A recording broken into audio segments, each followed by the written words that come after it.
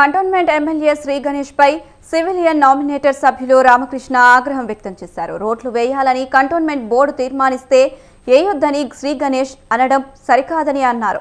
కాంగ్రెస్ అగ్రనేత రాహుల్ గాంధీ అబద్ధపు హామీలు ఇచ్చినట్లు, రేవంత్ రెడ్డి ప్రజా వ్యతిరేక కార్యక్రమాలు చేస్తున్నట్లు శ్రీ గణేష్ కూడా వ్యవహరిస్తున్నారని ఆరోపించారు. కంటోన్మెంట్ అభివృద్ధి విషయంలో కాంగ్రెస్ ఎమ్మెల్యే శ్రీ గణేష్ వైఖరి దారుణంగా ఉందని అన్నారు. తన 25 ఏళ్ల రాజకీయ జీవితంలో శ్రీ గణేష్ లాంటి ప్రజా ప్రతినిధిని చూడలేదని చెప్పారు. వచ్చే ఎన్నికల్లో కంటోన్మెంట్ నియోజకవర్గంలో రాష్ట్రంలోనూ కాషాయం జెండా ఎగరవేస్తామని రామకృష్ణ ధీమాగా చెప్పారు. దొంగ వైఖరి మళ్ళొకసారి బయటపడ్డది.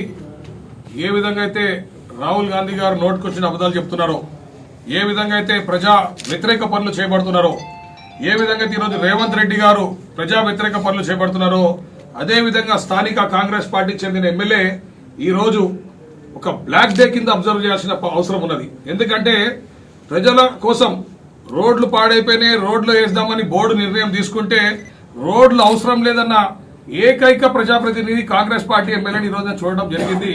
మరి చాలా బాధాకరం. అదేవిధంగా ఈరోజు బోర్డుని నేను రిక్వెస్ట్ చేయడం జరిగింది.